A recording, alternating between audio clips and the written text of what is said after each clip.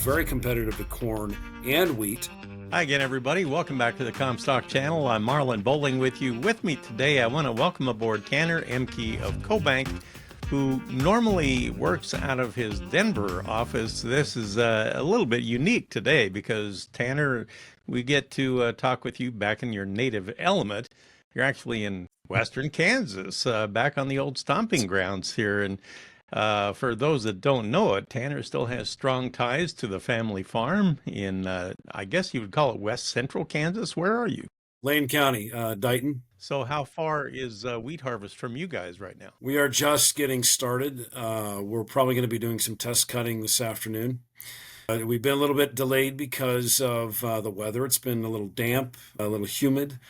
And so, we're ready to get going to see what we find out there in the field. We're probably going to have some very good yields. Our custom cutter just came from Kiowa, where he cut an average yield of 85. So some phenomenal wheat down south, which confirms what I'd been hearing. And I was at the crop tour, the Wheat Quality Council crop tour in May. And we indeed saw a lot of phenomenal wheat south in southern Kansas. But protein levels, as you would imagine, have been down from what we're hearing. They're around 10s, 11s from what we were told. So low protein. And then I talked with an elevator earlier today around Hutchison. They're about halfway through with harvest, and they just got 3 inches of rain. Test weights have been dropping really fast. I had heard the lowest load was 49.3 on their test weight. So some low protein stuff. I asked them what they're planning on doing with it. They're probably going to be blending it with some of their higher quality old crop stocks. So it's kind of hit and miss wherever you're at with this weather. If you're ready to cut wheat and you get all this rain, it's going to bleach it out. It's going to drop the quality. And so what that's probably going to do is it's probably going to raise your blending costs. Hopefully you've got some old crop wheat in storage. And you can blend that off. If not, you're probably going to have to find a way to feed it. Goodness, that's just not necessarily what farmers there needed, especially with the market starting to fall apart like that now. Yeah, it's been a struggle here watching commodity prices and just in general. Corn and wheat prices that are really struggling, and wheat is obviously experiencing harvest pressure, and so that's keeping prices down. At the same time, you've got that competing element with corn. Corn prices have been struggling because pretty much lack of any weather concern in the Midwest. At the same time, you've got harvest pressure in Brazil. There's a safrinha crop coming on, a record crop down there in Brazil.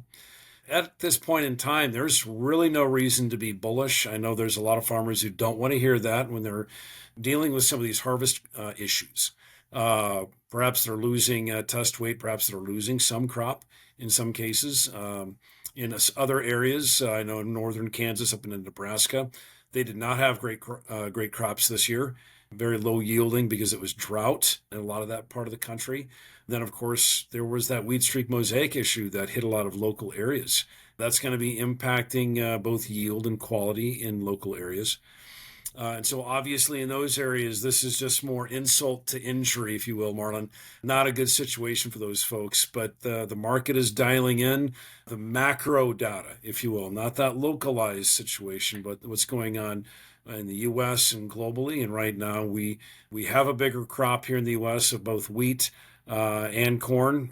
Obviously quite a bit early yet for that corn crop to be making any early assessments on it. But there's just no concern right now with that crop. I mean, conditions for the most part are quite favorable. Even with the recent heat, the heat that we're going to have this week in the Midwest, there's still a lot of rainfall, a lot of subsoil moisture there to help carry the crop through that heat stress. And so the market just simply has no reason to be overly concerned yet for corn prices. And so what that means, and that's just another bearish element for wheat because it's going to be that spillover selling. They're going to be competing really at the feed bunk for what's going to make it into feed rations. Anyway, that's kind of the situation where we have at hand. There's a lot of pressures holding prices down. Well, I know in your work from the Denver office, regionally, you cover a lot of territory, and you do analytics, for crop and livestock production all across the central part of the U.S. But yeah, I mean, we're coming into wheat harvest, and you brought up a good point about wheat possibly competing with corn for feed. Mhm. Now, that's not necessarily that easy to do, is it? I mean, from what I understand, if you roll over and go to a wheat-based feed ration, you kind of have to stick with that, don't you? Absolutely. You don't want to impact the animal's performance. It has to be for the entire term that animal's going to be in the pen. You don't want to be messing with that feed ration. And so you absolutely have to be consistent on that. Quality is consistency. It's absolutely the way you achieve success or profitability in, feeding margins. The situation as it is right now, there is an opportunity there in some areas to feed wheat. We had written some research on this earlier in CoBank about a phenomenal opportunity to feed wheat. And indeed, there were feedlots out there that were ready to fill the feed bunk with wheat, but the markets have adjusted. Corn prices have come down. They have, that discount that wheat had in some areas of western Kansas is now gone. Wheat is now trading at a premium. And so those thoughts on feeding wheat are currently on hold. We were predicting a lot more feed usage occurring. USDA is predicting a lot more feed usage occurring. Perhaps that might be a little premature at this juncture because of how healthy the world corn crop is. The market is dialing that in right now, and so perhaps end users or feedlots won't need to include as much wheat as they previously thought. Wheat is still cheap. That story has not changed. The problem is that corn is cheaper. That's really the issue here. So it's a battle for the feed bunk in the cash market right now. Exports are very strong, obviously, for corn and wheat. And that's been the positive story here in agriculture is that we've had, corn and wheat shipments and export sales holding in there very strong. A lot of that owed strictly to Mexico, but that is a positive nonetheless. And now the story turns to what happens to the feed bunk. Are we going to see wheat replace corn in the feed bunk this year? Earlier, the economics were absolutely there, and we were fully anticipating that feedlots were going to be ramping up usage of feed to feed wheat. If they have a steam flaker, if they have all the stars in alignment, if the bushels are there in the quantities that they need, as you mentioned earlier, Marlin, you don't want to switch back and forth from one grain to another. You got to maintain that consistency for the health and the performance of the animal. And for a time there, it was looking like we were going to see a phenomenal amount of wheat being fed on the plains. Right now, the economics aren't there currently. That could change.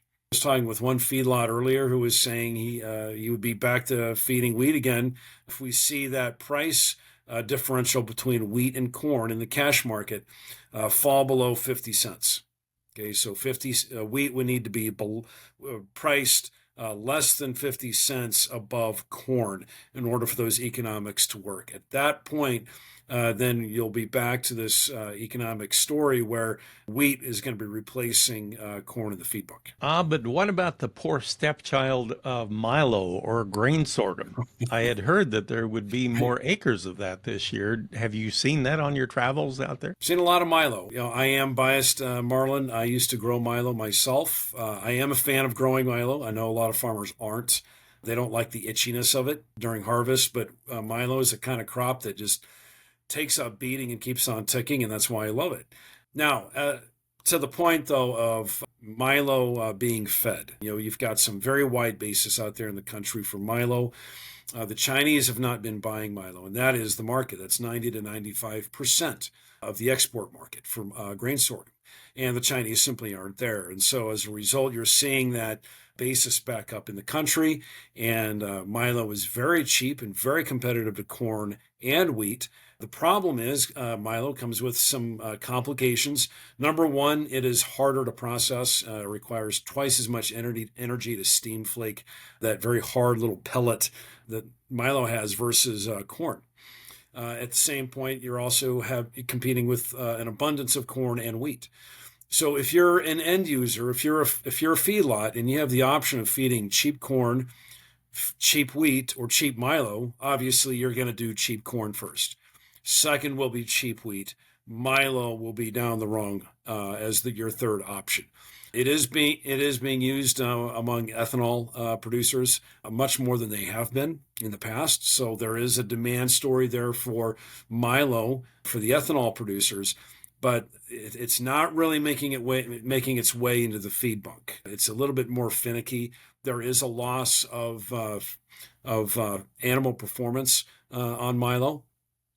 So a whole host of factors there when it comes to using Milo for feed.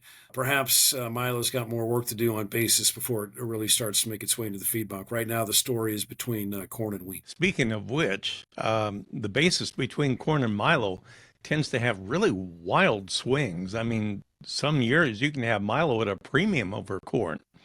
It's That's absolutely true. not that normal, but I mean, it can do that from time to time. Yes. Right now, I assume it's gone the other way for a while. Yes, it has. And you had mentioned at times Milo will trade at a premium to corn in the cash market, and that's almost always owed to the fact that the Chinese are there to buy. And when the Chinese are buying aggressively, you can just see the valuation change in the cash market in terms of bids of grain, sorghum to corn. When the Chinese are not buying, then it really falls apart. And right now, that's been a really difficult situation for a lot of grain elevators that bought a lot of Milo last fall. The Chinese didn't show up. Basis has been falling apart. And so they bought basis at a higher level. That basis has now weakened. And so that has really done a lot of damage to their balance sheets, unfortunately. That is a very, very common story this year with grain elevators carrying Milo. At some point, the Chinese are going to be back buying Milo. We don't know, obviously, when that will be, but that export bid will come back. In the meantime, the market's just going to try to stimulate demand among ethanol producers and hopefully perhaps even see some livestock usage increase. Have you had a chance to talk to feedlot managers out there? Are they running pretty full or not? From what I'm hearing, a lot of feedlot managers have already been full up. They're not in a position where they really have to go chase it. And so that's to their advantage. They're able to let the market come to them. But that's what I've been told. One feedlot elevator that I spoke with, they're content with where they're at. They're not antsy about trying to chase any market fundamentals when it comes to price. They've got their needs met. They had been anticipating higher level of feed wheat. Their minds have changed and they're comfortable with where they're at using corn. But they will switch over to wheat when they're good and ready. And right now the economics don't work, but they're in a comfortable place. Yeah, it seems like lately the marketplace has been kind of bumping its head on overhead resistance, so it does bear watching, and we'll have to watch that industry real closely here. I appreciate the update. It's always good to visit with you, Tanner, and good luck on your wheat harvest out there on the home stomping grounds. And we'll talk to you again here real soon. Tanner Ehmke is with CoBank, but he's on the road in western Kansas today. Give us an update on how the approaching wheat harvest looks there.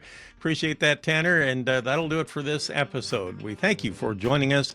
For our producer, Brianne Jenkins, I'm Marlin Bohling, and we'll catch you next time here on the Comstock Channel. Futures trading involves risk. The risk of loss in trading futures and/or options is substantial, and each investor and/or trader must consider whether this is a suitable investment. Past performance is not indicative of future results.